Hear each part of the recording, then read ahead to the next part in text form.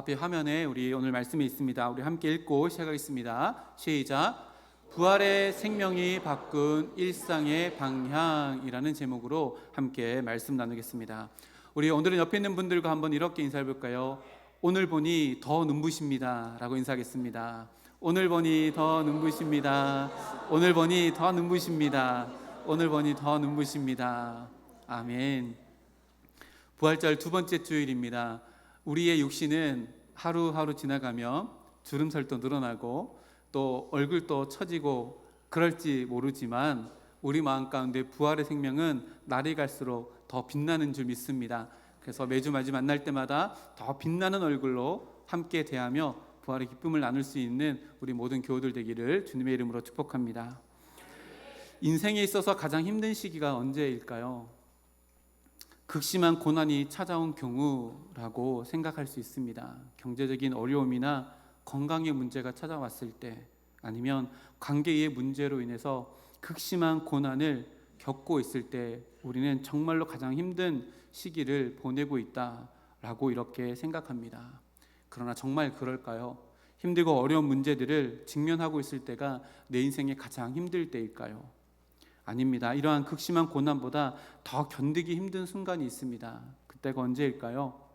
고통 당하는 자들에게 가장 힘든 것은 그 고통 자체가 아니라 그 고통이 소망을 소멸하고 소망을 상실하게 할 때 우리는 더 힘들고 어려운 순간들을 보냅니다. 반대로 극심한 고통 가운데 있다 할지라도 분명한 소망이 있다면 지금 직면하고 있는 현실의 고통은 이길 만한 아픔 정도로 넘어설 수 있는 능력을 얻으며 살아갈 수 있게 될 것입니다. 이렇게 인간은요, 소망으로 빚어지는 존재들입니다. 미래에 무엇을 소망하는가에 따라서 오늘의 삶을 살아가는 방식도, 그리고 오늘의 삶을 대하는 태도도 완전히 달라지기 때문입니다. 현재의 고난에 대처하는 방식을 좌우하는 것도 바로 우리가 품고 있는 미래에 대한 소망입니다. 그래서 미래의 소망은 미래에만 머물러 있지 않습니다. 미래의 소망은 오늘의 삶에 지대한 영향을 미치고 우리는 그 소망의 자리로 한 걸음 한 걸음 이끌어 나가는 힘을 그 소망에서 얻으며 오늘을 살아갑니다. 그래서 인간은 소망으로 빚어지는 존재다라고 이렇게 정의할 수 있을 것입니다. 그러면 인간이 늘 소망하며 꿈꾸는 미래는 어떤 미래일까요?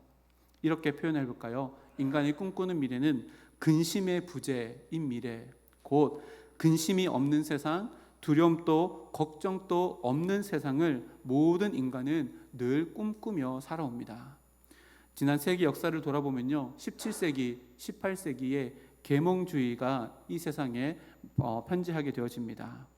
계몽주의는 인간이 꿈꾸는 근심의 부재, 근심 없는 시대를 인간의 이성으로 만들어 갈 수 있다는 생각이 바로 계몽주의입니다. 그러다가 19세기가 되고 산업혁명이 일어납니다.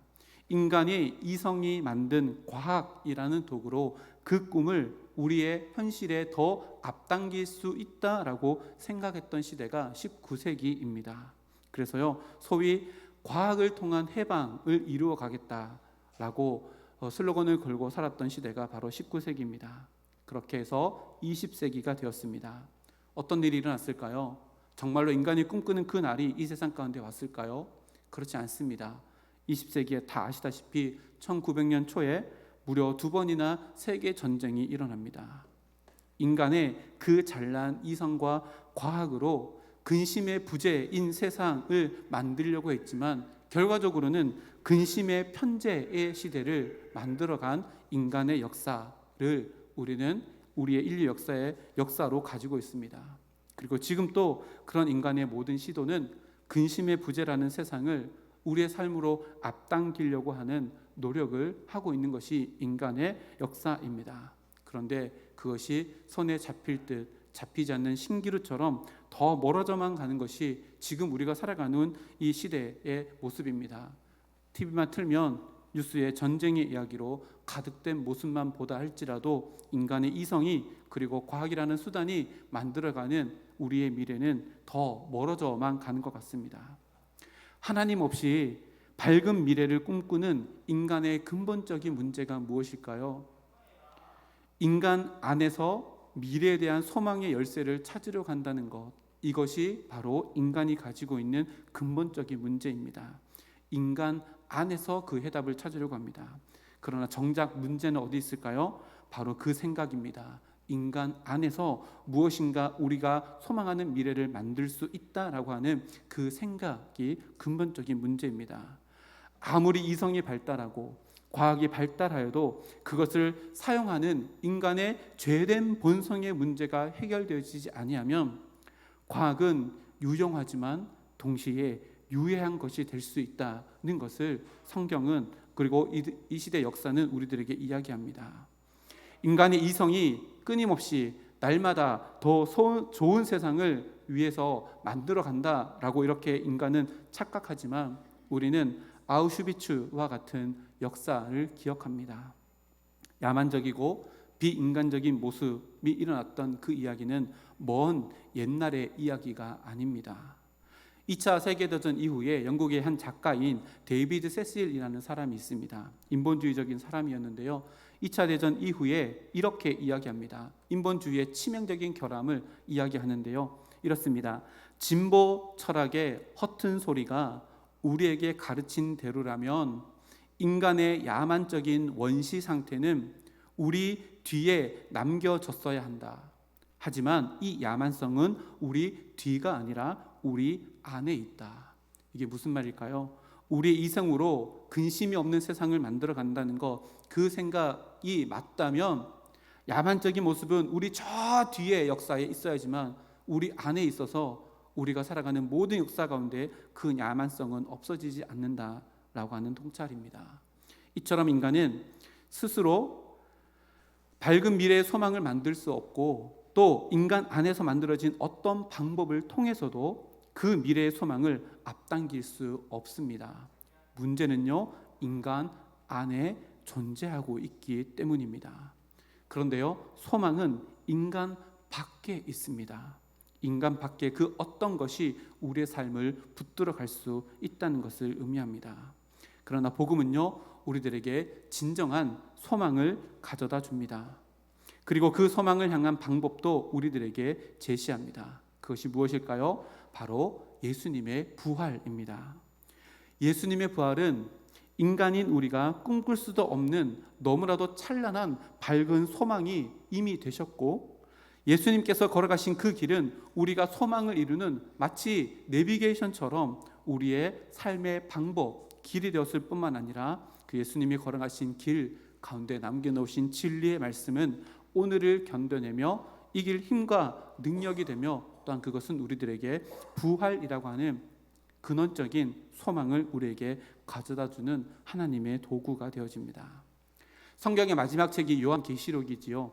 요한계시록에 보면 계속해서 언급되어지는 것이 있습니다. 그게 무엇일까요? 새하늘과 새 땅입니다. 왜 요한은 요한계시록을 쓰면서 새하늘과 새 땅에 대한 소망을 기록해 놓았을까요?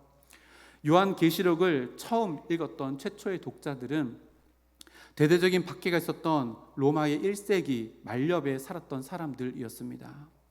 재산이 약탈당하고 원형 경기장에 끌려가 관중들의 얕고 일시적인 쾌락의 도구가 되어서 야수의 발톱에 갈기갈기 찢겨지는 자들도 있었습니다.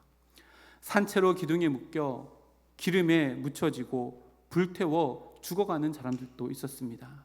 이러한 극심한 고난을 마주하던 성도들에게 요한은 성령의 감동하심으로 궁극적인 대책을 내놓았는데, 그것이 바로 새하늘과 새 땅이라고 하는 예수님의 부활로 우리에게 주어진 영원한 소망이었습니다.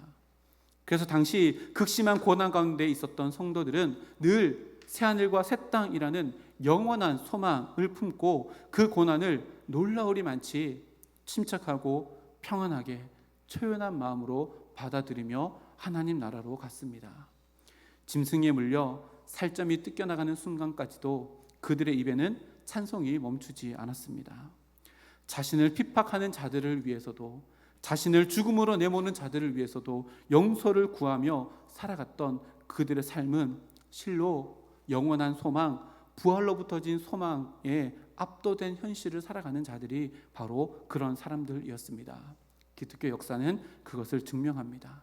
그렇게 순교자들이 늘어날수록 복음은 없어진 것이 아니라 오히려 더 확산되었습니다. 경기장에서 일시적인 쾌락을 소망하며 그것을 찾았던 광경들은, 놀라운 광경을 지켜보던 구경꾼들은 처참하게 죽어가면서도 초연함과 평안함을 잃지 않았던 초대교회 성도들의 모습을 바라보며 이렇게 이야기했다고 합니다. 그들에게는 우리에게 없는 무엇인가가 있어. 이렇게 외쳤다고 합니다. 이렇게 소망은 인간의 현실을 이겨내고 극복하며 넘어서게 하는 그 무엇입니다. 서론이 길었는데요. 이 서론의 이야기는 팀 켈러 목사님이 쓴 두 가지 책의 내용입니다. 고통에 답하다, 부활을 입다라고 하는 책인데요. 읽어보시길 적극 추천합니다. 책 값이 싸진 않습니다. 25,000원, 2만 원입니다. 페이지도 500페이지가 넘는 책이긴 한데요. 읽어보시면 너무 재미있는 그리고 유익한 책들입니다. 그 책에서 발제한 내용들을 함께 나눴는데요. 오늘 본문에도 보면 소망을 상실하고 낙심하여 슬픈 빛을 띠고 걸어가는 두 사람을 만나게 되어집니다. 18절에 보니 한 사람은 글로바라고 기록되어져 있는데요. 다른 한 사람은 아마도 글로바의 아내였을 것으로 이렇게 추정되어집니다. 그리고 13절 말씀해 보니까요. 그날에 그들 중 둘이라고 이렇게 기록하는데요. 그때 상황 그리고 그 둘의 배경을 이야기하는데요. 여기서 말하는 그날은 언제일까요? 예수님께서 부활하신 그 주일날을 이야기합니다. 그리고 그들 중 둘이라고 하는 것은 그들의 배경을 설명하는 건데요. 글로바의 부부가 예수님의 재판 그리고 예수님의 십자가의 죽음, 예수님의 부활의 사건을 목격한 사람들 중에 포함되어 있다는 것을 의미합니다. 어떤 주석에는요, 누가복음 10장에 예수님께서 70명의 전도대를 세워서 각 지역으로 둘씩 파송하였는데 이때 함께했던 예수님의 제자가 글로바의 부부였을 것이다 라고 이렇게 이야기하기도 합니다. 다시 말하면 이들은 예수님의 공생의 삶을 함께했고 십자가의 죽음과 부활의 사건까지도 목격한 자들입니다. 어쨌든 이 둘은 이런 일이 있었던 예루살렘을 떠나 25리 약 11km 정도 떨어진 곳에 위치한 엠마오라고 하는 마을로 걸어가고 있었습니다. 이들은 예루살렘에서 일어난 일로 서로 이야기하며 엠마오로 향하여 걸어가고 있습니다. 자, 여기서 글로바 부부의 심경이 어땠을까 한번 생각해 볼까요? 21절 말씀에 보니까요, 이 둘은 예수님을 통해 이루어질 하나님의 나라를 소망하고 또 예수님을 쫓아다녔던 제자들이라는 것을 우리는 알게 되어집니다. 그런데 자신들의 기대와는 달리 예수님께서 로마의 정권을 무너뜨리고 다윗의 나라를 세우기를 소망하고 바랐지만 정작 예수님은 로마 정권의 힘에 십자가에 못 박혀 죽으시는 장면을 목격하게 되어집니다. 다시 말하면 이들이 꿈꾸는 소망이 완전히 무너져 버린 상태였다는 것입니다. 이들의 마음이 어땠을까요? 아마도 이들은 하나님 예수님께서 살아계실 때에 이들의 마음은 예수님으로 말미암아 불타는 마음으로 그들이 소망하는 것이 이루어질 것이다 라고 하는 마음을 가지고 살았을 것입니다. 그런데 지금 눈앞에 예수님은 보이지 않고 자신의 눈앞에 십자가의 사건 이후에 이들의 마음은 영적으로 불타있는 마음이 아니라 영적의 온기는 완전히 빼앗기고 영적인 한기를 느끼며 엠마오로 가고 있었을 것입니다. 소망을 완전히 잃어버렸기 때문입니다. 그래서일까요? 참 재미있는 부분이 있습니다. 이들이 찾아간 곳이 성경에 엠마오라고 기록되어져 있는데요. 엠마오라고 하는 이름의 뜻이 온천입니다. 이렇게 해석해 볼까요? 글로바와 그 아내는 예수님의 죽으심으로 인해서 완전히 소망을 상실하고 영혼의 온기를 다 빼앗기고 영혼의 한기를 느끼고 그것을 해결해 보려고 따뜻한 온천이 있었던 엠마오, 그 온천 안에서 영혼의 한기를 영혼의 온기로 덮어보려는 시도를 하고 있는 상황입니다. 이런 모습은 엠마오로 가는 두 제자 모습에서 뿐만이 아니라 예수님의 재판받을 때에 예수님을 배신하고 멀찍이 떨어진 거리에서 영혼의 한기를 느끼며 모닥불을 쬐었던 베드로의 모습이 그대로 보입니다. 베드로는 예수님을 배신하고 떠남으로 말미암아 영혼의 온기가 아니라 영혼의 한기를 느끼게 되었습니다.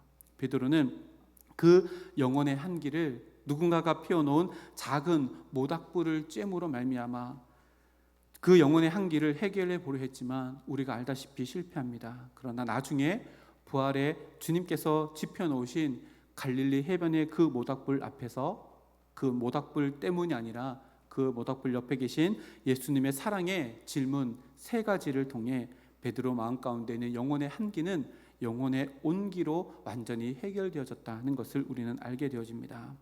오늘 본문에도 이렇게 영혼의 한기를 느끼고 온천을 찾아가는 이 엠마오 2 제자에게 예수님께서 찾아오십니다. 그리고 그 길을 동행하여 주십니다. 그런데 이들은 이미 소망을 상실하고 어두워진 눈 그리고 영혼의 한기로 말미암아 뜨거운 가슴을 품고 부활하신 그 주님을 알지 못하고 보지 못합니다. 그리고 이 둘과 예수님의 대화가 시작되어집니다.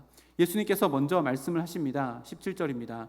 너희가 길 가면서 서로 주고받고 하는 이야기가 무엇이냐라고 물어봅니다.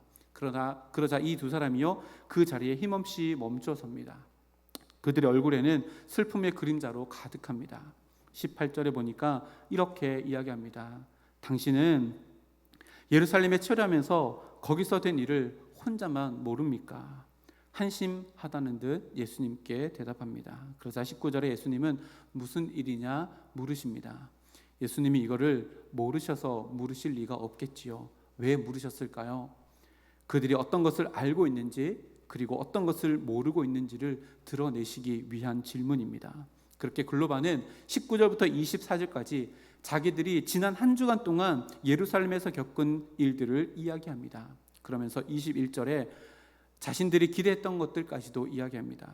그리고 23절, 24절에 보면요, 이들이 예수님의 부활의 소식까지도 알고 있었다는 것이 이야기되어집니다. 그런데도 이들의 얼굴에 슬픔의 그림자가 드리워져 있다는 것, 참으로 이상한 일이 아닐 수 없습니다. 이런 상황이 우리들에게 무엇을 말해줄까요? 이들이 아는 것을 통해 자신들의 무지를 드러내고 있습니다. 잘 생각해 보십시오. 이들이 아는 것을 통해 그들의 무지를 드러내고 있습니다. 이들이 아는 것이 뭘까요? 이들은 예수님의 십자가를 보아서 알고 있습니다. 이들은 예수님의 손과 발에 박힌 목과 그 상처에서 흐르는 피를 직접 보았습니다. 그리고 알고 있습니다. 그날 온 땅에 들이은 어두움도 목격하여서 알고 있습니다. 십자가 위에서 7마디 외침도 아마 듣고 알고 있었을 것입니다. 예수님의 옆구리에 로마 군병이 창을 찌르는 모습도 보아서 알고 있습니다. 그리고 22절, 24절에 보면 부활의 소식도 들었습니다. 그리고 부활의 증인들도 만났습니다. 이들은 직간접적으로 이런 것들을 경험하여서 알고 있었습니다. 그런데요, 이 아는 것 안에 모르는 것이 드러납니다. 이들이 모르는 것이 무엇일까요? 그렇게 일어난 일 안에 담아 놓으신 하나님의 뜻을 알지 못합니다. 영적인 무지가 무엇일까요? 영적인 무지, 이것은요, 아는 것과 보는 것에 머물러 있는 상태입니다. 아는 것과 보는 것에 머물러 있는 상태가 영적 무지입니다.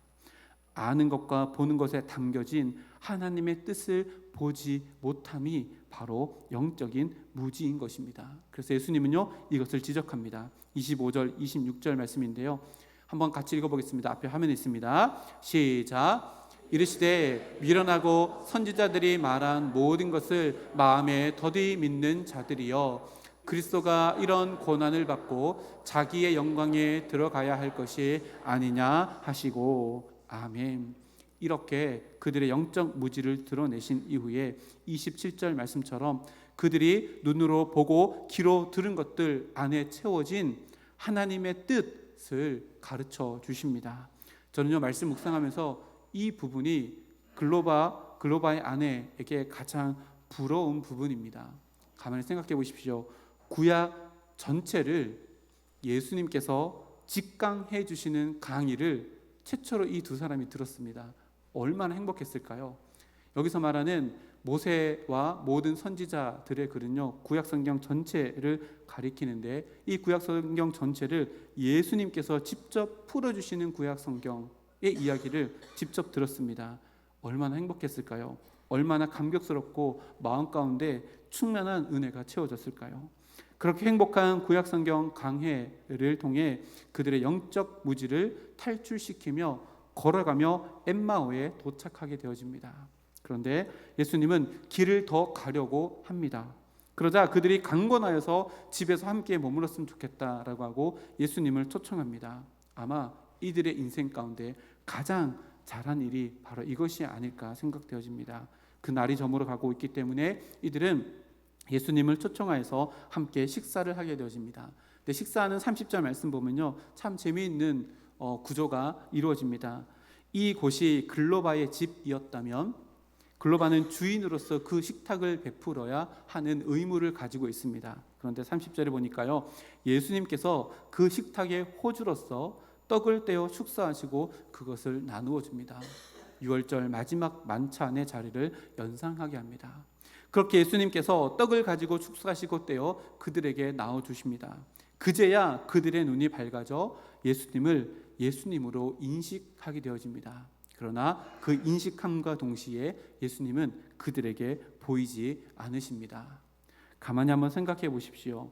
왜 예수님이 이런 일을 이들에게 보여주셨고 우리들에게 남겨놓았을까요? 그 이후에 32절에 보면 그들의 반응을 이렇게 기록합니다. 한번 읽어보겠습니다. 앞에 화면에 있습니다. 시작. 그들이 서로 말하되 길에서 우리에게 말씀하시고 우리에게 성경을 풀어주실 때에 우리 마음속에서 마음이 뜨겁지 아니하느냐 하고. 아멘. 이렇게 예수님과의 성경 공부와 함께 나눈 식탁을 통해 그들의 영혼의 한기가 완전히 사라졌습니다. 마음의 온기를 넘어서는 마음의 뜨거운 열정으로 다시 불타기 시작했습니다. 이제 이들에게 엠마오의 따뜻한 온천은 더 이상 필요 없게 되었습니다. 33절 말씀에 그래서 이내 이들의 발걸음을 돌려 다시 예루살렘으로 돌아갑니다. 곧 그때로 일어나, 이때가 저녁 시간입니다.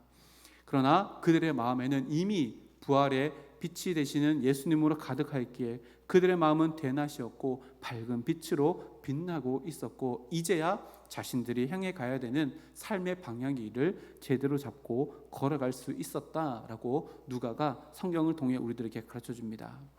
예수님께서 부활하시고 난 이후에 곧장 하늘나라로 승천하지 않으셨습니다. 40일 동안이나 이 땅 가운데 계시며 하나 둘 이야기도 하시고 어떤 사건들을 만들어 가십니다. 그 모든 사건들 가운데 이 엠마오의 사건도 부활하신 이후에 예수님께서 이 땅 가운데 우리들에게 남겨놓으신 사건입니다. 그러면 우리는 이렇게 질문해 보아야 합니다. 부활하신 이후에 예수님은 왜 이 엠마오로 가는 이 사건을 우리들에게 남겨주셨을까? 부활 이후에 예수님께서 승천하십니다. 승천하신 이후에도 우리가 예수님과 어떻게 교제해야 하는지, 그리고 우리가 어떤 길을 걸어가야 하는지에 대한 교훈이 바로 이 엠마오 사건 안에 담겨져 있습니다. 엠마오 사건 속 예수님의 모습을 한번 가만히 생각해 보시기 바랍니다. 예수님은 이들을 먼저 찾아오셨습니다. 그리고 동행하여 주셨습니다. 그리고 말씀을 풀어주셨고 함께 식탁 공동체로 그들과 교제하셨습니다. 이것이 바로 부활의 주님과 함께 동행할 수 있는 새로운 길이 우리들에게 열려진 것을 의미하고 우리의 삶이 부활의 찬란한 소망으로 채워져 힘과 능력을 나타낼 수 있는 방법이라고 오늘 이 말씀을 통해 우리들에게 가르쳐줍니다. 지금 또 예수님은 늘 우리에게 먼저 다가오시는 예수님이십니다. 그리고 우리는 그 찾아오시는 예수님께 마음문을 열어드리면 되는 것입니다. 그리고 주님은 오늘 또 우리와 동행하여 주시기를 원하십니다. 잘못된 길을 갈지라도 주님은 우리와 동행하여 주셔서 우리가 주님께 발걸음을 맞추어 나가면 우리의 발걸음이 반드시 우리가 걸어가야 하는 삶의 방향으로 바꾸어 주신다는 약속의 말씀이 바로 이 말씀입니다. 더불어 주님은 늘 말씀으로 우리에게 다가오신다는 것을 우리들에게 가르쳐 줍니다. 그래서 우리는요 늘 신앙생활하면서 말씀을 주하려 묵상하며 말씀을 절대로 우리의 마음의 손에서 놓아서는 안 될 것입니다. 그리고 주님은요 우리와 식탁 공동체에서 함께 교제하는 것처럼 늘 우리와 교제하며 우리의 생명의 떡이 되셔서 우리의 삶의 에너지가 되기를 원하십니다. 그렇게 살아갈 때에 우리의 영혼의 한기는 완전히 없어지고 엠마오라는 세상을 향해 걸어가는 우리들의 발걸음이 아니라 영혼의 온기를 가지고 부활의 증인으로서 세상을 향해 우리에게 허락해 주시는 그 길을 한 걸음 한 걸음 당당하고도 위험 있게 걸어갈 수 있는 우리들이 될 것입니다. 이를 위해서 예수님께서 십자가에 못 박히셨고 부활하셨습니다. 이처럼 부활 생명은요, 우리들의 일상의 방향을 바꾸어 주시는 능력이며 인생의 내비게이션이 되어집니다. 영혼의 한기는 절대로 엠마오의 온천으로 해결될 수 없습니다. 영혼의 한기를 온기로 바꾸기 위해서는 세상의 그 어떤 것에 기웃기웃하며 인생의 물질도, 인생의 시간도, 인생의 우리들의 영혼도 허비해서 얻어지는 것이 절대 아니라는 것을 오늘 말씀을 통해 우리들에게 가르쳐 줍니다. 하나님의 말씀 안에 우리의 마음의 뜨거움을 채울 수 있는 온기가 있습니다. 그리고 인생의 방향을 제대로 설정할 수 있는 길도 바로 말씀 안에 있습니다.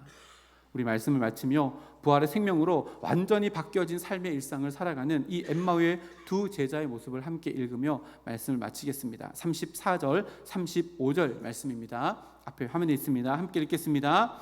말하기를 주께서 과연 살아나시고 시몬에게 보이셨다 하는지라.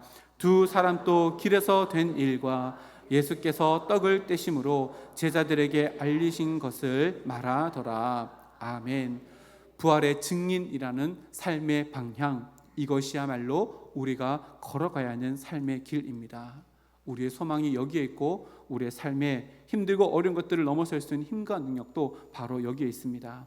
엠마오로 가는 두 제자의 그날은 낙심과 좌절 그리고 슬픈 그림자가 깃든 날로 끝날 수 있었습니다. 그러나 부활의 주님이 찾아주셨습니다. 동행하여 주셨습니다. 말씀으로 먹여주셨고 함께 행복한 식탁 공동체로 에너지를 공급해 주셨습니다. 그래서 그들 마음 가운데 부활의 소망이 채워지게 되었고 가슴은 뜨거워지게 되었고 그들의 삶은 빛날 수 있게 되었습니다. 성서와 함께 모든 성도님들의 하루하루가 이런 삶이 되기를 소망합니다. 부활의 생명으로 빛나고 부활의 생명을 증가하는 일상의 방향으로 한 걸음 한 걸음 주님과 동행하는 우리 모두가 되기를 주님의 이름으로 축복합니다. 우리 앞에 있는 문구 함께 읽고 말씀 마치겠습니다. 시작. 부활의 온기를 품고 살아갑시다. 부활의 증인으로 살아갑시다. 아멘. 함께 기도하겠습니다.